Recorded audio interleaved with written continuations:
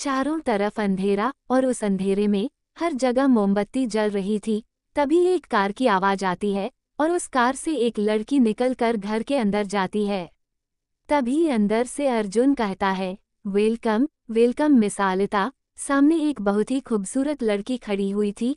Half hot dress में अर्जुन धीरे धीरे अपना स्माइल फेस लेकर उसके तरफ बढ़ता है और उसके पास जाकर उससे हल्की आवाज में उसके बालों को सहोरते हुए कहता है, वह कहीं जितनी खूबसूरत फोटो में दिखती हो उससे कहीं ज्यादा खूबसूरत और नायाब हो तुम। इतना कहते हुए अर्जुन अपना एक हाथ उसके कमर पर रख देता है। उसके हाथ रखते ही अर्जुन से आलिता कहती है, देखिए मुझे अच्छे से पता है आपको मुझसे क्या चाहिए और आपको भी पता है कि मुझे क्या चाहिए, तो ये कुछ ज्यादा ही धीरे चल रहे हैं आप। आलिता के इतना कहते ही अर्जुन बोलता है, पर जो मजा धीरे धीरे फील लेकर करने में है शायद मुझे नहीं लगता जल्दी में वैसा ही होगा। आलिता अर्जुन के चेहरे पर उंगली फेरते हुए कहती है, तुम्हें जो करना है जैसे करना वैसा करो, पर मैंने सालों से खुद को बस एक ही रूप में देखा है, एक स्टार के रूप में, और मुझसे अब और सब्र नहीं होता और मैं इसके लिए कुछ भी करने को तैयार हूँ। आलिता के मुंह से ये सुनने के बाद अर्जुन मुस्कुराते हुए कहता है, वो तो मुझे भी दिख रहा है कि तुम अपने करियर को लेकर कितना ज्यादा सीरियस हो। तभी आलिता शरारत भरी अंदाज में कहती है, अब ऐसे ही बातें करने का विचार है या फिर? आलिता आंखों के इशारों में कहती है। तभी अर्जुन उसे अपने बाहों में भरते हुए अपने गोद में उठाकर अपने साथ बेडरूम के तरफ जाने लगता है। अर्जुन आलिता के आंखों में देखते हुए चल रहा होता है और आलिता उसके चेहरे पर प्यार से अपनी उंगलियां फेर रही थी। अगले ही पल अर्जुन कमरे में पहुंचता है और फूलों से सजे मखमली बिस्तर पर आलिता को आराम से लेटाते हुए अपने वाइट शर्ट के बटन्स को एक एक करके खोलने लगता है। आलिता अपने होठों को अपने दांतों से काटते हुए अर्जुन के बॉडी को देख रही होती है। अर्जुन अपने शर्ट को खोलकर वहीं नीचे गिरते हुए आलिता के बगल में बैठते हुए उसके पैरों को सहलाते हुए उसके पूरे बदन को चूमने लगता है। आलिता अपने हाथों से बिस्तर को कसकर जकड़ रही होती है। फिर अर्जुन पूरी तरह से आलिता के ऊपर आते हुए उसके हाथों को अपने हाथों से दबाकर उसके होंठों पर अपना होंठ रखते हुए उसके होंठों को बेतहाशा चूमने लगता है।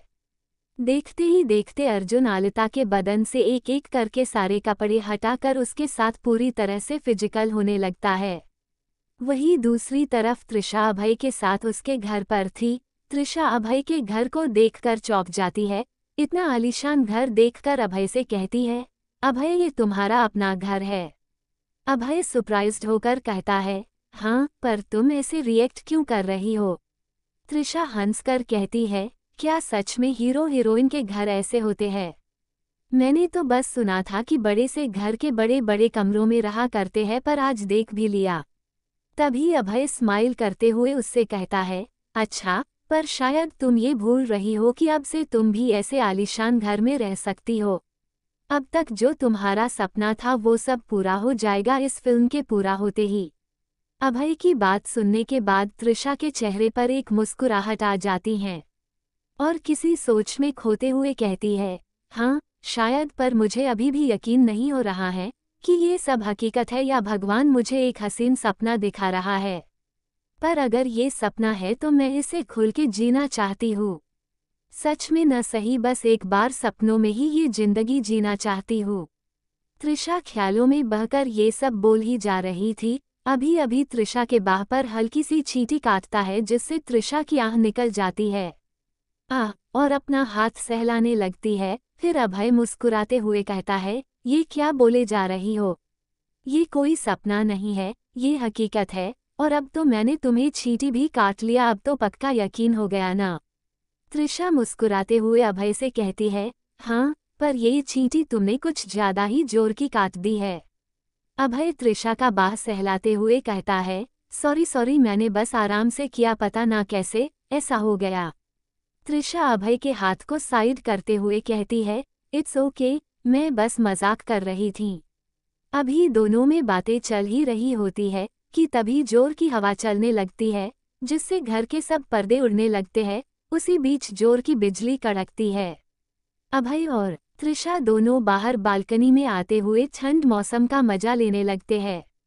आसमान के तरफ देखते हुए त्रिशा कहती है, चांदनी रात और ऊपर से ऐसे ठंड मौसम।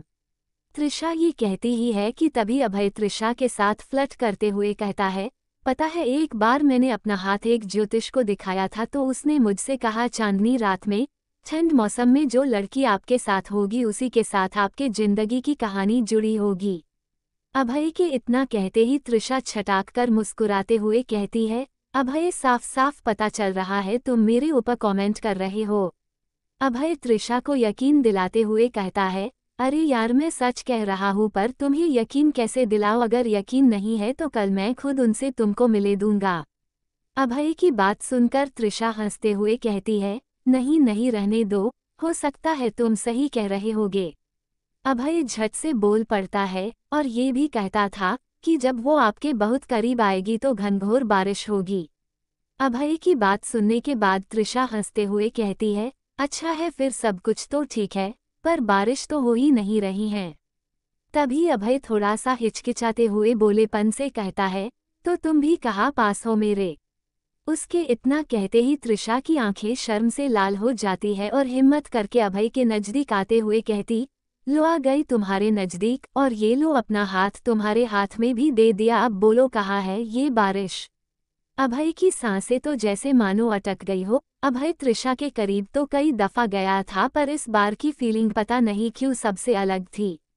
वो कुछ कहने ही वाला होता है वो कि तभी आसमान में बिजली कड़कने की आवाज दोबारा से आती है और उसी बीच त्रिशा के ऊपर एक बूंद टपकता है। जैसे ही बारिश की बूंद त्रिशा के ऊपर टपकता है त्रिशा आसमान में देखती है। देखते ही देखते बारिश की रफ्तार बढ़ जाती है।